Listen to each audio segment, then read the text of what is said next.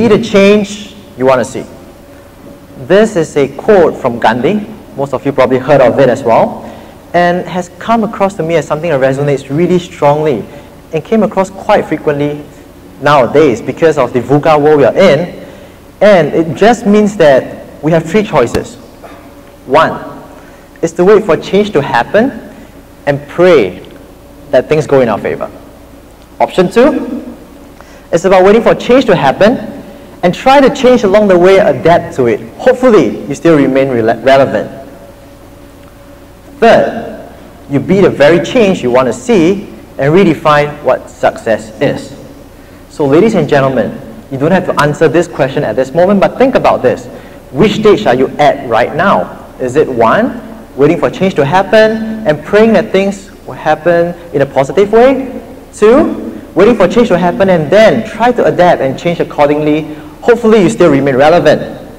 Or are you trying to be the change that you want to see to create and define what success is all about? Think about this. So we're in a room of millennials today, right? Which means primarily millennials, if not millennials at heart, like my friends over there, Stephen, David over there. Which means that we are a room filled with drive, energy, passion, and wanting to make a difference, as well as, of course, a longer runway ahead of us. So just a quick question over here. Show your hands to me, right? Just to engage you a little bit. Some of you are really quiet, I realize. Okay. How many of you think that your job will still be relevant within the next 3 to 5 years? Hey, seriously, come on. This worrying if you think that your job is not relevant within 3 to 5 years. Okay, keep your hands there. How many think that within 10 years it's still going to be relevant? 10 years. 15? Not too bad, very confident group. 20. Okay, so likewise, good, we have some hands, which is really good actually. Which means that basically, we don't really know what's ahead of us, right? A long runway is good, but then it just means uncertainty as well. So how do we go about thinking about uncertainty, and how do we be part of change or be changed in the process? That's why we'll be discussing this topic, the Future Proof Millennial HR Professional today. And the good and bad news before I go on is that HR practices today are still pretty similar to what we see 20 years ago. It's a slow-moving industry per se, but it just means that we have the opportunity to be the change and put it in a place where we feel it's going to be relevant and adds the most value to our stakeholders. Okay, so I know you guys are very shy, don't really want to raise your hand, don't really want to ask questions and talk, so we use a platform today, alright? Digital natives, right? Millennials, take out your mobile phone now, log into this page, www.meetandengage.com/people mentality. Let's take about 2 minutes or so, quick one. We'll be using this to do polling in a bit, and the nice thing about this is post any questions you might have, relevant ones, and please be friendly, into the portal itself along the way, so that you don't forget about the questions. And at the midway mark and end of the session itself, I will be attending to some questions, while the rest of it, of course, we know we don't have that much time, will be attended in another way by end of May. So follow my LinkedIn, you'll see some interesting stuff coming up. So log into this portal, look up, and probably smile at me once you're done, all right?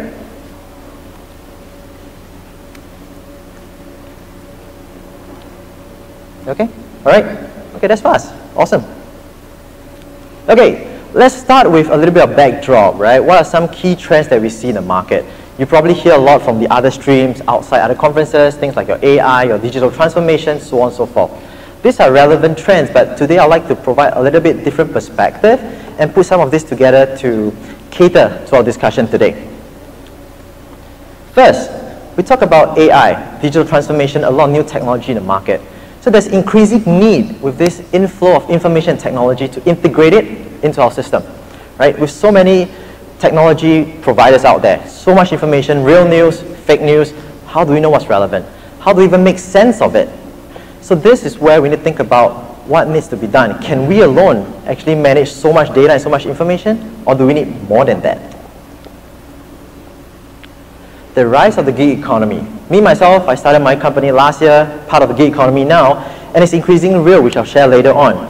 Which means now you need to think about, how are you going to work with the gig workers, or how do you want to work as a gig worker to make sure that this is integrated within the economy and workforce itself? The increasingly crowded talent space and multi-generation one. What this means is now you have more and more people in the workforce, rising retirement age, global mobility, so on and so forth. How do you then stand out, right? So many people in the market, more experienced than us. How do you stand out in this crowd itself? Finally, we talk a lot about user experience nowadays, whether it's technology, whether it's employee experience, the buzzword that we always hear, or customer experience. It has moved away from just delivering pure tasks. Stakeholders are getting more and more demanding. You probably recognize that. They no longer just say, hey, I want the task on hand, but rather they want the experience to be nice as well. And then the experience perpetuates to other things. Things like feedback, word of mouth, so on and so forth. So with these four things in mind, the need to integrate technology, information, gig economy, the crowded workforce, and the user experience focus. This will be a backdrop for us to think about, and I'll be sharing some of my reflections in 4 key pointers, which are simple enough to understand and easy enough to implement. So I believe it'll be useful for you in a bit. Okay, so we spoke about what's happening in the market, some trends that I think are relevant. Let's think about what should we then do. Let me tell you a story about what happened to me, right? So nothing bad, obviously, it was good. So people always ask me this question, why did you decide to leave your previous company, Changi Airport Group, which is a really good company? Why did you decide to leave your comfortable job, high-paying job, a very stable and good company? So this is always my answer. I believe that HR has more potential than it is delivering at this moment. You guys agree? Right? It's not really, it shouldn't be the function of just delivering tasks. It should be the function of making a difference to people's life. We need to create a voice for ourselves. We need to help raise our game itself to bring it from second-tier function to become a real business partner, not a business support or business vendor per se. That's what I see at this moment. And that's why I decided to start on this people mentality journey to rally more people like yourself, like-minded people who believes in the profession, who wants to raise your head high to tell your friends or relatives that you're in HR, right? To actually make a difference in this space. At the end of our career, we want to see HR being respected rather than one that's still 20 years ago. So of course the question then is, just now Peter was asking me, am I a young millennial or mature millennial? So most people think I'm a young millennial, right? Who the hell would actually think of getting me as a consultant in the company, right? Say, hey, there are so many consultants there with gray hair, with a lot more experience than you. Why would I get you in? So of course, if I'm just doing this alone, things won't work out, definitely. So what I did was to gather my Avengers team. Why is it Avengers? I call them my HR Avengers because day to day, all of us have our individual battles to fight. Like me, I'm commonly known as Iron Man because at home, my wife tasks me to do all the ironing basically. So yeah, that's my superhero basically. And then you have your likes of your Captain America, likes of your Hulk, Black Widow, so on and so forth, to complement and work with me in this ecosystem itself. Right? For example, HR experts, for example, trainers that does change management, and for example, HR tech companies that does the insights, the analytics, so on and so forth. The question to you then is, who are your Avengers within your HR space, or even outside HR space, right? Alone, as a silo, we can only go so far, we can only do so much. Like I mentioned, we have so much information, so much technology out in the market, so many trainers to access. How do we know who's the best? How do we know what's relevant? But with an ecosystem, that's where everything comes into play. You play to different strengths, you piece together the best team to address the problem at hand. So this is something for you to think about. Who are your Avengers? A very important question. Okay, so now, dear friends, take out your phone, time to look at it. Don't check your WhatsApp, please. Okay, so polling time. How many HR-related communities are you in right now? Just a quick one, 1 minute. All right, so based on the poll, about a third of you are not in any HR communities. Half of you are in 1 or 2, and the rest more than 5. Wow, okay, not too bad. So for those who, the 1/3 of you who are not in any HR related communities, the advice to you is this. Think of joining one, whether it's online, physical one, doesn't matter, because this can form part of your Avengers team. A support network, a support group to provide you resources, things like mentorship, things like just for you to bounce off ideas basically. And that's something really useful for you. All right? For those who have already a lot of HR communities, good for you. That's really good. So tap on it and perhaps share with us which are the ones that we can join. If not, right, for those who haven't been in any community, this one that I recommend on Facebook itself, it's called Human Resources and Finance Community with over 5,000 members now. We have mentoring programs. We have things like Pillars of Excellence, which actually help to build expertise per se. So check it out. It's really interesting. You will have the link later on at the end of the poll. So no need to copy it down. No worries. Okay, lesson 1, really, back to the point. It's about working with a community. Like I said, HR often form the trap of working in silo. When you work in silo, there's only so far you can go, and often you're blindsided by certain things. Working in community, finding your Avengers team, like I said, will help you get further. Next, let's talk about the gig economy. Based on a Willis Towers Watson report in 2016, not too long ago, 54% of global employers actually are preparing for the gig economy itself, meaning hiring non-employee talent per se. And in Singapore, over 60%. So you can imagine how this will have increased over the years, over the past 2 years, to even more, which means that the gig economy is getting real, and employers are no longer just focusing on purely full-time employees based on their experience, but rather what kind of value can you deliver as an employee or a talent per se. Basically, to talk about value, it's about competencies that you have rather than just purely work experience.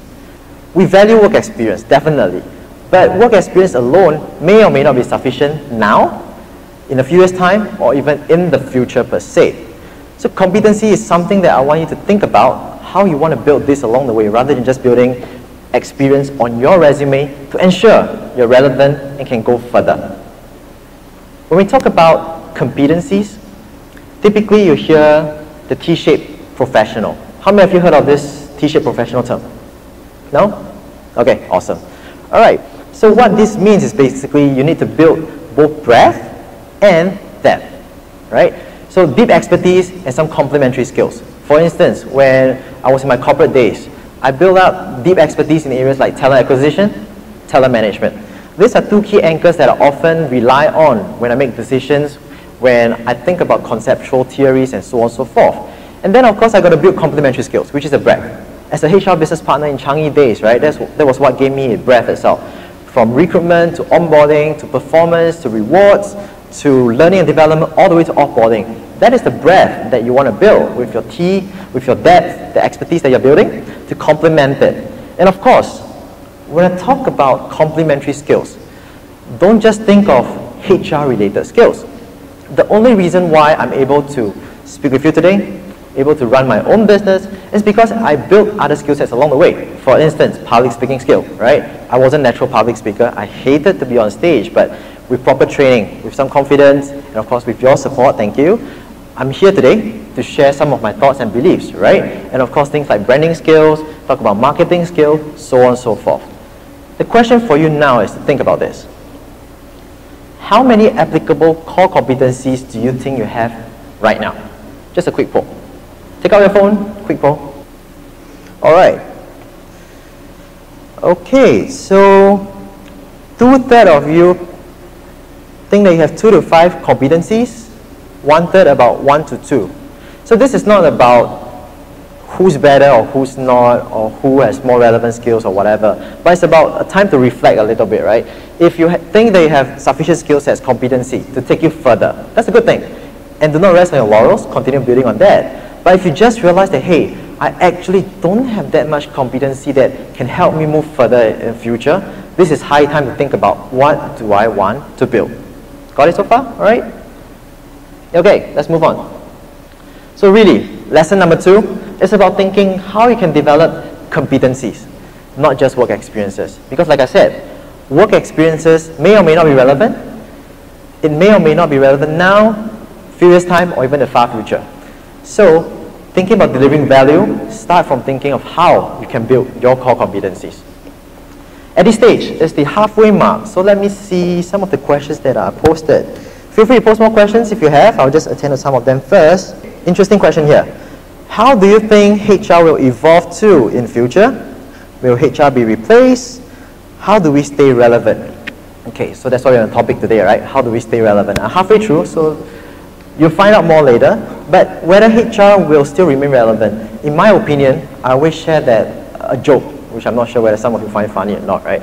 That HR, the success of HR at the end of the day is when HR no longer exists. Why? Because I always feel that the responsibility of managing people should be with every single one. Don't you think so? HR is just a catalyst at this moment to enable this whole process. So if we're able to do our job so well that every single one in the organization manages to take responsibility, accountability in this space, that's where we succeed. And to your question, will we still be relevant? Definitely. Because we're in the people of business, people are still a common denominator in organizations regardless of what technology you have in place. All right? At least for now, that's what we are seeing. So we're in the business of making a difference to people's life, and that's where we can be relevant. But it might not be in the current form that we're seeing, like I said. You have to think about what kind of competencies you can have to actually be relevant later on and to adapt to certain changes according to business needs. And that's why we talk about delivering value, talking about being a true HR business partner. Okay, let's see, what's the next question? Okay, how should HR organizational structure change to meet the demands of millennial employees, gig economy? Okay, for this, right, I would say flexibility is key. It's not saying that millennial coming in, gig workers coming in, you're going to give them everything they demand for. I mean, likewise, I'm a millennial. I know I have my complaints and things like that, but I don't expect everything to come my way, right? We've got to be reasonable. We need to understand what the business needs first. And then what I mean by creating flexibility, within structure itself, you need to cater some flexibility. For example, things that we have been seeing in the market, flexible benefits, right? We know that millennials, for instance, they focus more on lifestyle things. They want to travel, they want to buy gadgets. The older folks might think of family, might think of insurance, for instance. So flexibility is key in all areas of the HR strategy itself within a certain boundary that we have to ensure the system is consistent and quality is maintained. So that is my thought on that, the question itself. Okay, so the other questions, please feel free to come along the way. I'll attend to them at the end or another way like mentioned. Let's move on. All right, how many of you recognize all these four faces? Really? You guys don't know any of them? No, right? Okay. So, Richard Branson, Nick Vujicic, Steve Jobs, Jack Ma. These are famous personalities in the world. And Nick Vujicic, for instance, right? He was born without limbs because of a disorder, but he didn't give up. He didn't despair. What he did was to prove to the world that even with disabilities, you can still make a change, make a difference, you can still inspire and do things that regular people do. For instance, he can still play golf. For instance, he did windsurfing. And for instance, he had a beautiful wife and two beautiful kids that are perfectly normal.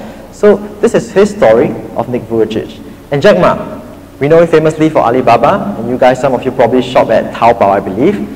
So probably pretty familiar with this guy. And what's his story basically? He started off in the past, you know, interestingly, applying for jobs like KFC.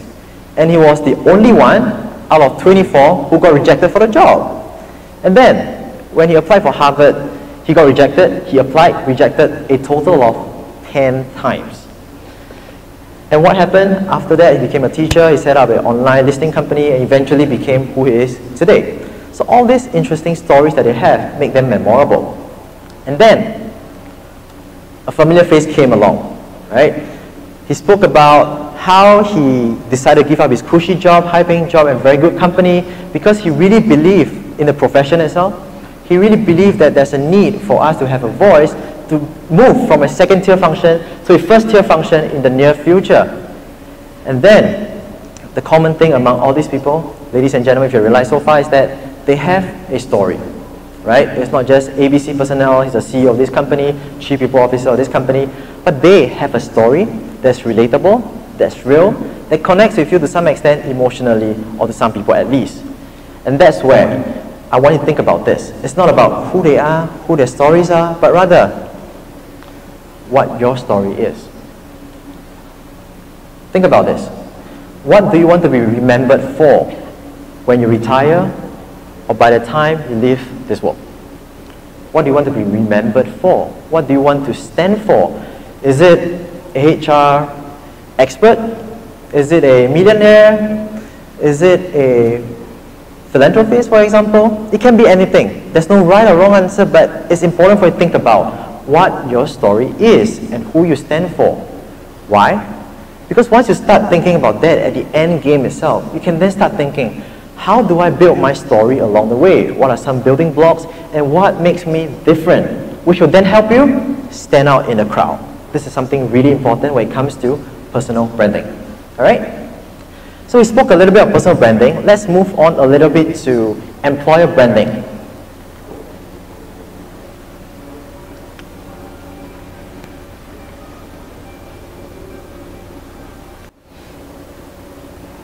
Okay, this is the first video. Let's check out the second one.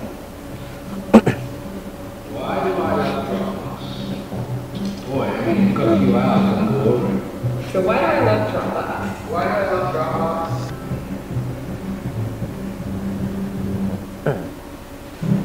Okay, hope you enjoyed the two videos. So can I do a quick poll over here in your mobile?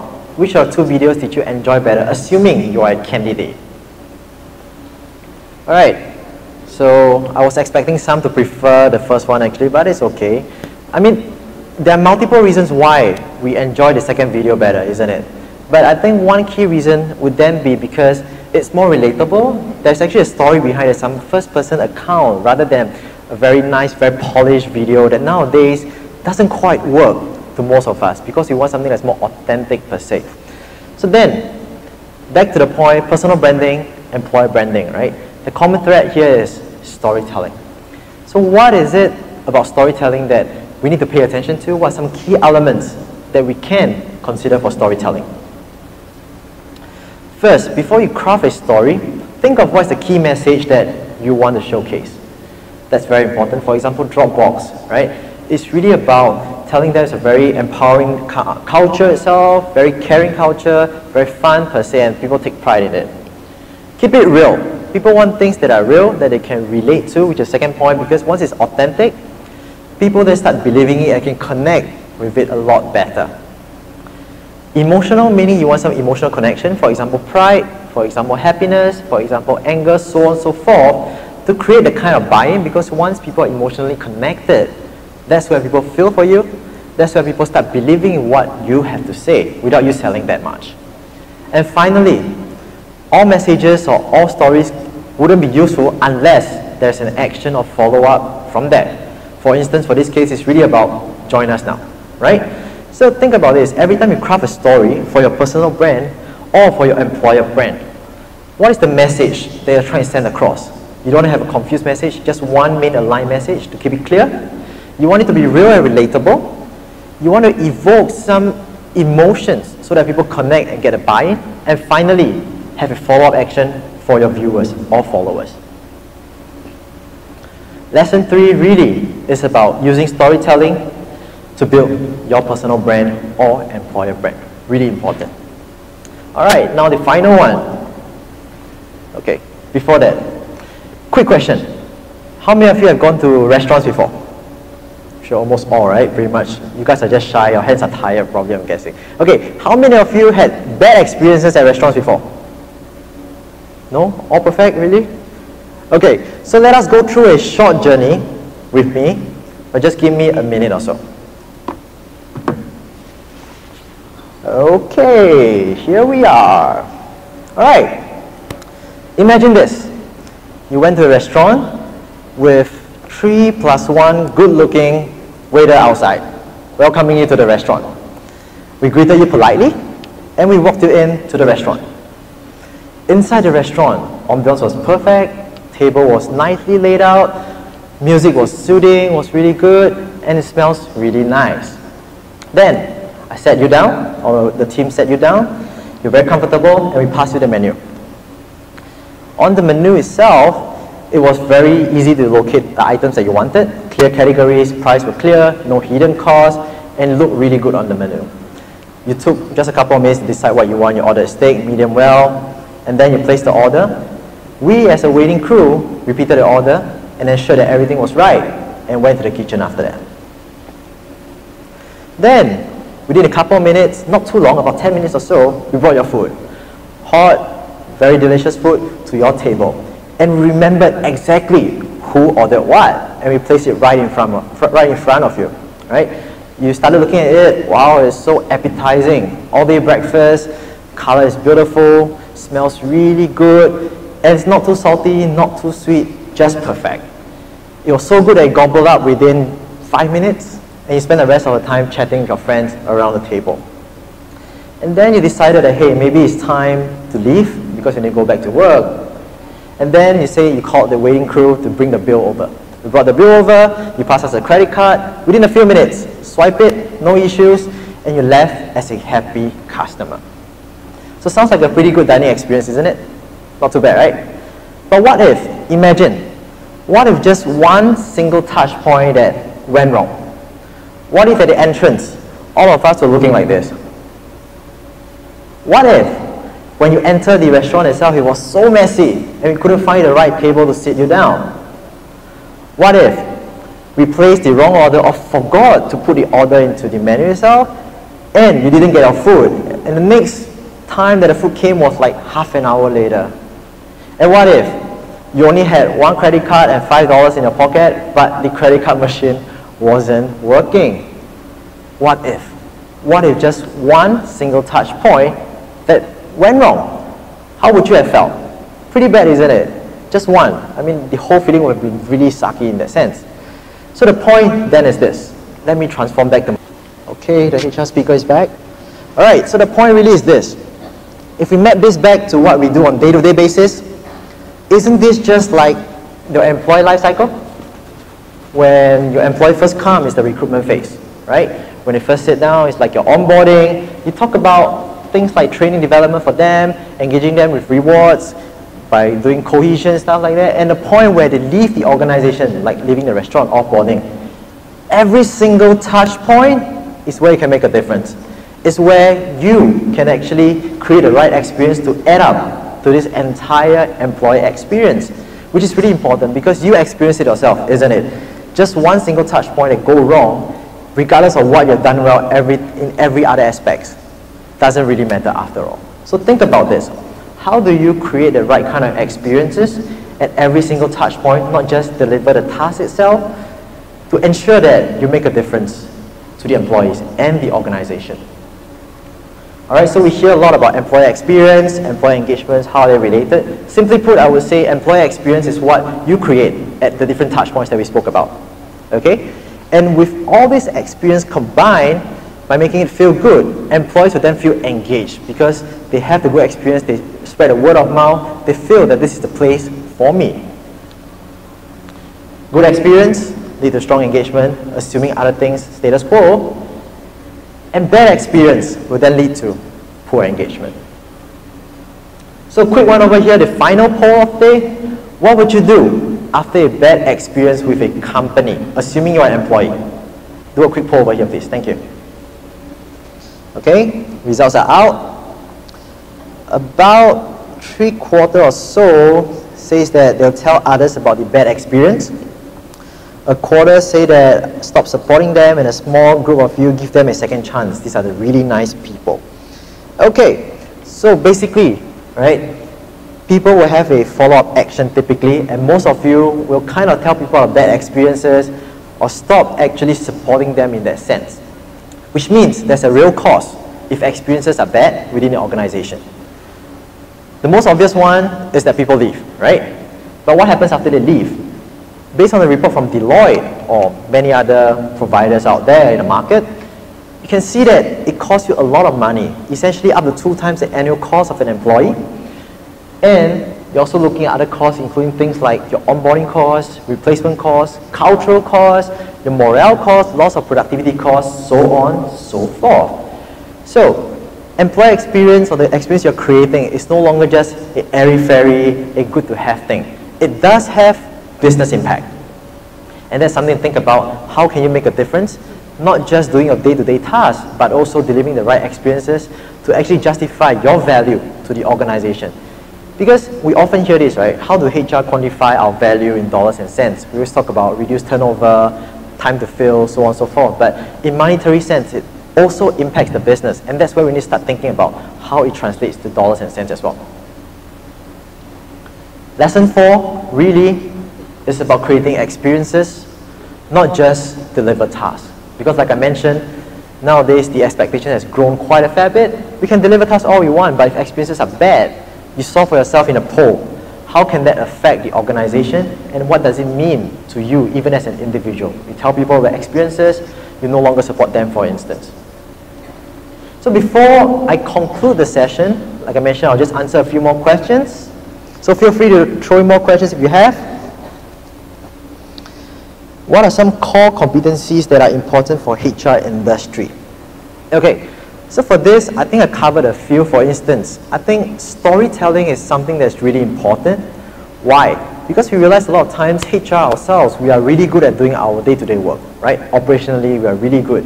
But when it comes to selling to our senior management, when it comes to selling to our stakeholders within organizations to influence them, that's where a lot of us, sometimes we struggle a little bit here and there. We find it difficult to communicate and convince them. So the selling skill, the storytelling skill is something that I feel it's really important, something to think about if you haven't quite thought about it. Because think about it, right? Within the organization itself, HR is actually selling our services, our new initiatives to people. It's just internal, not external, and we're not getting money from them per se. So selling skills, storytelling skills is important.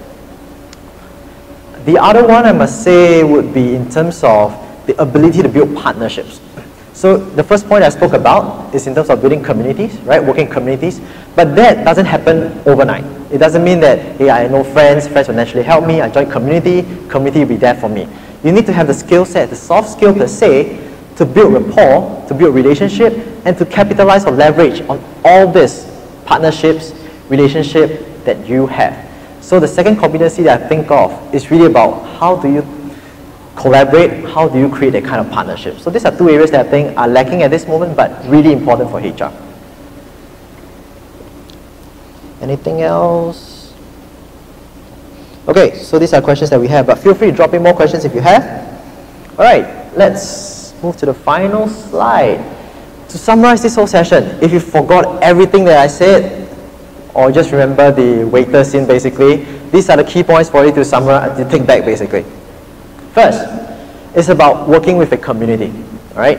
Like I said, alone, we can only go so far. In silo, we can only go so far. But as a community, as an ecosystem, as a team, that's where we can maximize more resources. The possibilities are unlimited from there. Focus on developing your competencies, not just your work experience. Because like I said, experiences can or cannot be relevant, or may not be rather, relevant now or in the future. But competencies are what leads to the value they can deliver, and that's why you want to start thinking to build your competencies. So for those with 1 or 2, those with 2 to 5, start thinking a little bit, is it enough? Do I need more? What do I need to help build the T-shaped professional that we discussed earlier on? If you remember the T-shape, expertise, deep expertise, complementary skills, to become relevant, to remain relevant, become more relevant, and be able to deliver greater value as an HR professional. Use storytelling to build your brand. Employer brand, personal brand. You want something that's relatable. You want something that people can connect with, something that people connect with emotionally, that people buy in, and people really want to start listening to you, what you really stand for. And for you to think of at the end game itself, what is your story, and start building from there. Last point, create experiences, not just deliver tasks. Because as much as we can deliver tasks, if experiences are bad, like we have mentioned just now over and over again, that's where people start having bad experiences. They go tell people about all this bad stuff that they had, which affects the organization, monetary sense, sentiment sense as well. So before I go, I have one final message for all of you. Are you ready? Everyone? This group is really quiet. Yeah, okay, no worries. Thank you, thank you, thank you. Okay.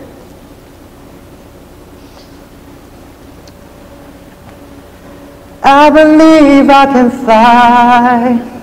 I believe I can touch the sky. I think about it every night and day. Spread my wings and fly away. I believe I can soar. I see you running through that open floor. I believe I can fly. I believe you can fly. So be the change you want to see. Thank you. Thank you very much.